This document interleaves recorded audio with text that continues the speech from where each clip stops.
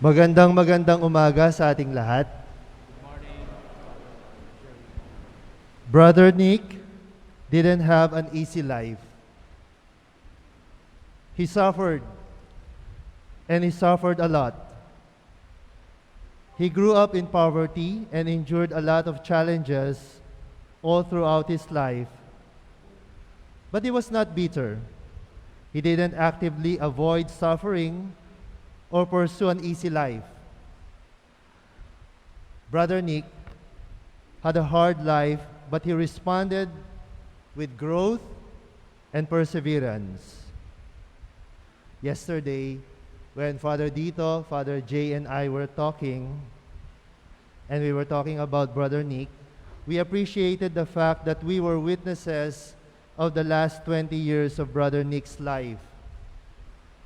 We saw how he suffered, and we saw how he grew as a person. And we witnessed how he aged so gracefully. Sabi ni Father Jay, ibang-iba yung mukha niya nung principal siya. Iba yung image ko sa kanya, matapang siya. Pero iba yung mukha na nakita ko sa kanya nung tumanda na siya. Ang sweet-sweet niya at ang saya niyang kasama. Father Dito added, isa sa mga natatandaan ko nung nasa Pampanga ako, for a brief period, he was avoiding gatherings, especially of Salesians. Pero that changed. Something has changed. Now, I remember him as someone who longs to be in the company of Salesians. Alam niyo po, si Brother Nick, nung tumanda, kapag may okasyon, sasama yan.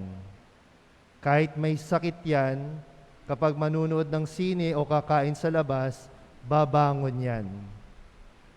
Para sa mga nakakakilala kay Brother Nick, mamimiss natin siya kasi ang sarap niyang kasama.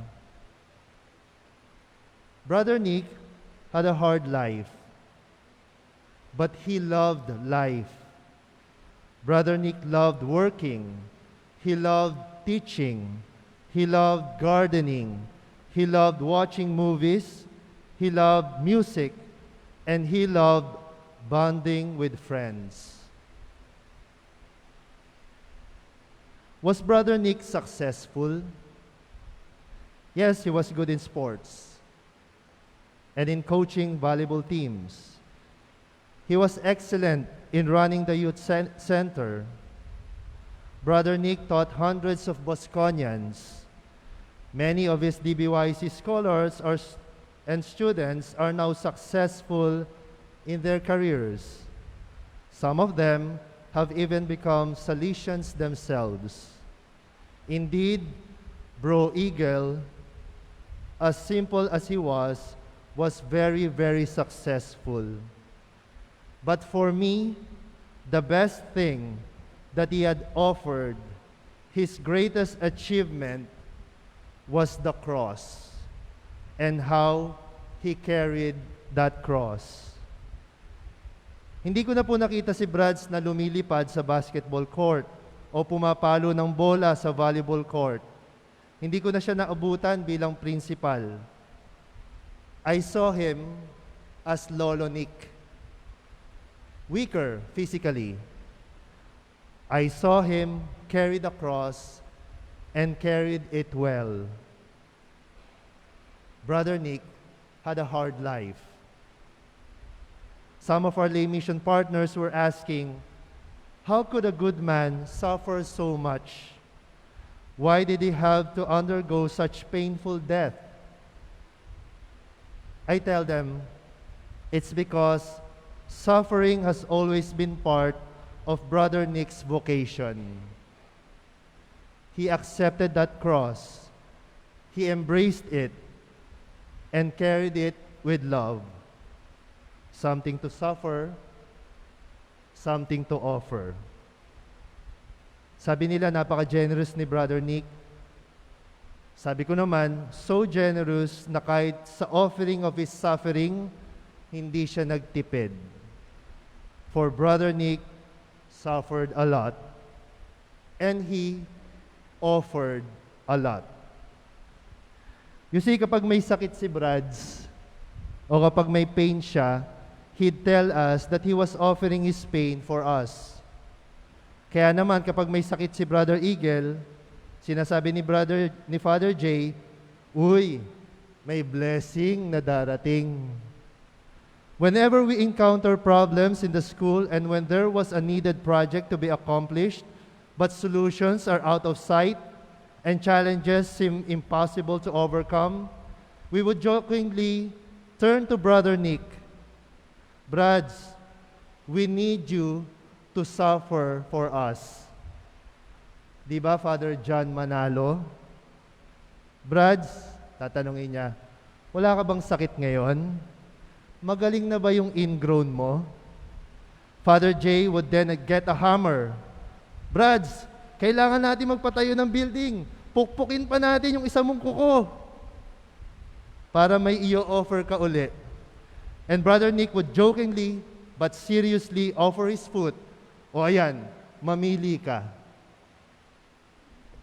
Yes, Brother Nick, on the latter part of his life, experienced a lot of physical limitations due to his sickness, but he was able to offer those sufferings for his conferers and for the young.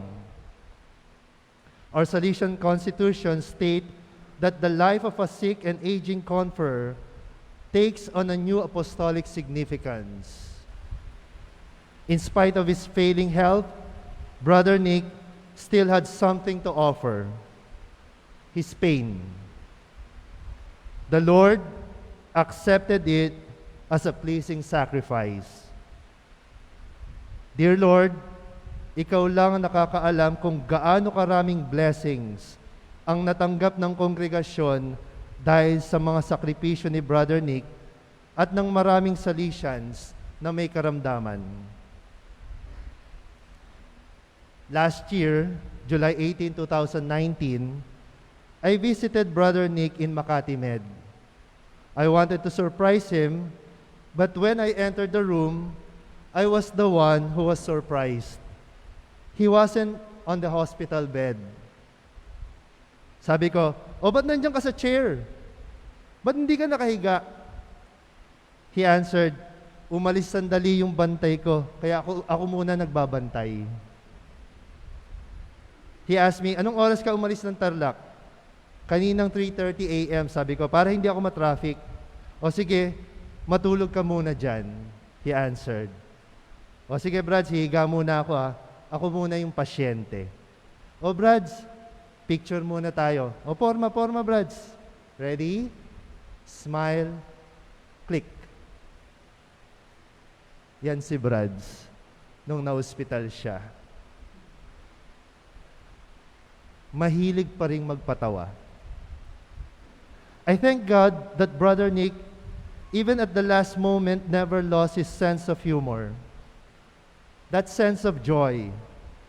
Until the end, he was making us laugh. Even in pain, he was dancing, singing, and making those funny gestures. Tignan niyo yung mukha niya, no? Doon sa nicho, mapapansin nyo, nakangiti. Para sa mga nakakakilala kay Brads, mamimiss natin siya kasi lagi siyang nakakatawa at lagi siyang nagpapatawa.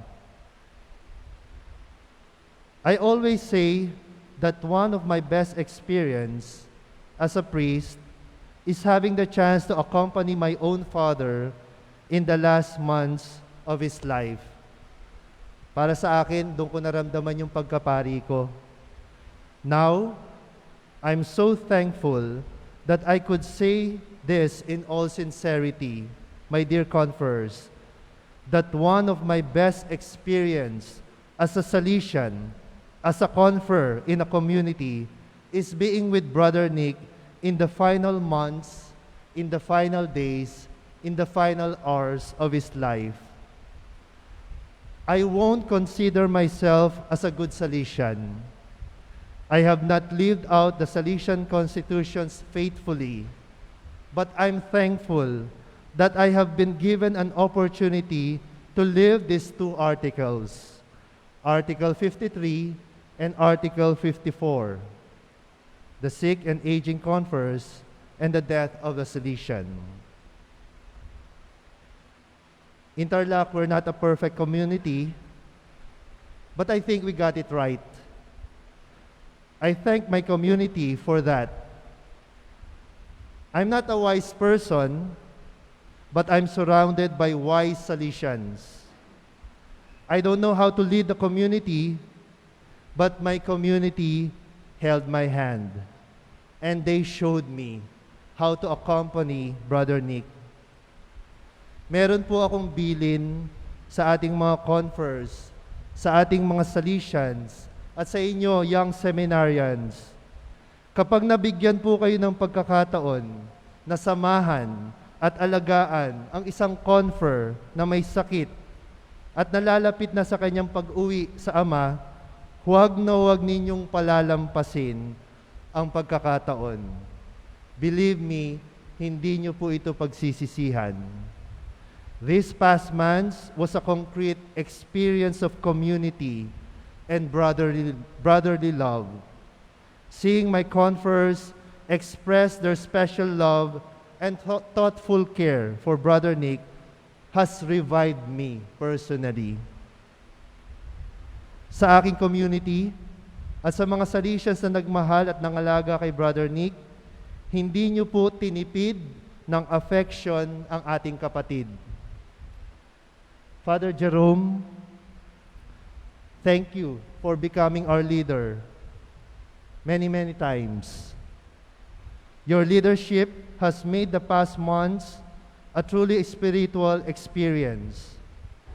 Thank you for patiently bringing the body of Christ to Brother Nick. Thank you for leading the community to prayer every day. Every night po, nagdadasal kami sa room ni Brother Nick at sinasamahan siya hanggang matulog. Brother Lito, Father Ian, you took care of everything. You made sure that every little detail is in order. Medications, nurses, sasakyan, coordination with the family. Father Ian, thank you for singing for Brother Nick every morning and evening. Thank you for being the doctor of the community. Brother Lito, ikaw yung naging nurse ni Brother Nick noong lockdown hanggang siya ay mamatay.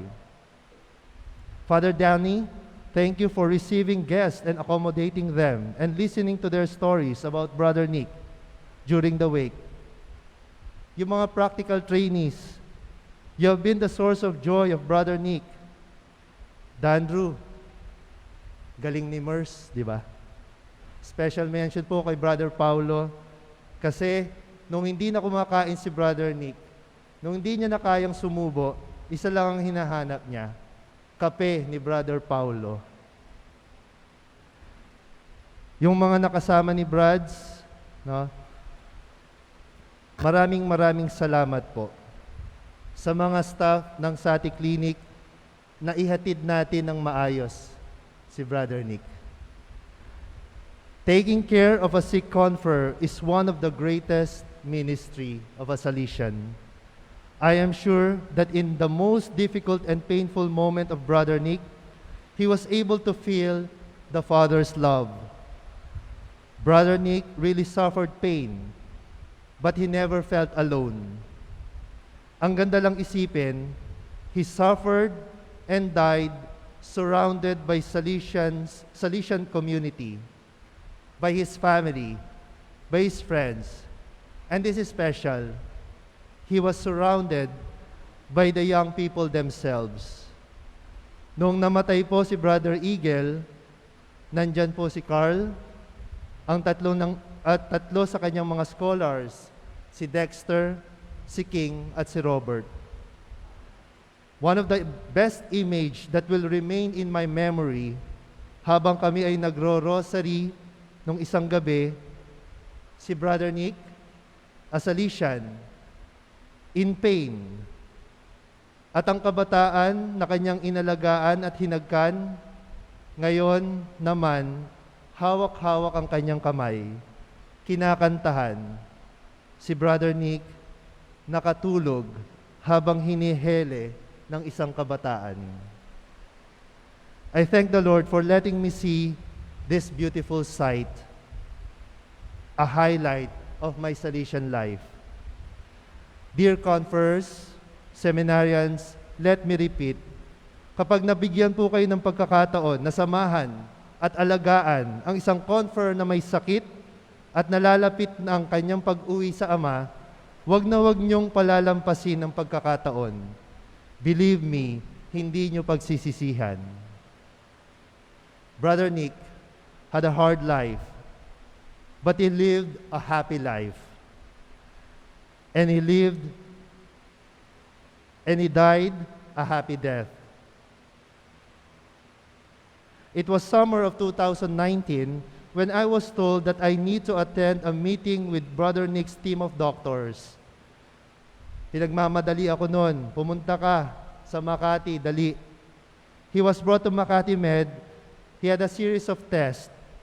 I was told to go to Makati Med, to the hospital, and the doctors will tell me and Father Elu what they found out about Brother Nick.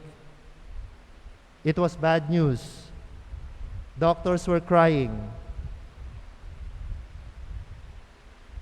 When I was alone with Brother Nick, I asked him, Brads, we need to tell the community and the EPC. What will I tell them? And he said, bahala ka na. O sige, pipicturean na lang kita, sabi ko sa kanya. Anong caption? Hanap kami. O ito, pwede na ba to? Ayan, yan, sabi niya. Ito na lang ilagay mong caption. Maganda yan, sabi niya. O Brads, post, click. Yan po yung picture niya after receiving the bad news. My dear friends, my dear confers, yan si Brother Nick, a Salesian brother who lived the Salesian life that is hard, happy, holy. We know that our Brother Nick has entered into the joy of the Lord. My dear friends, today, the Salesian congregation has won a great triumph. The eagle has landed.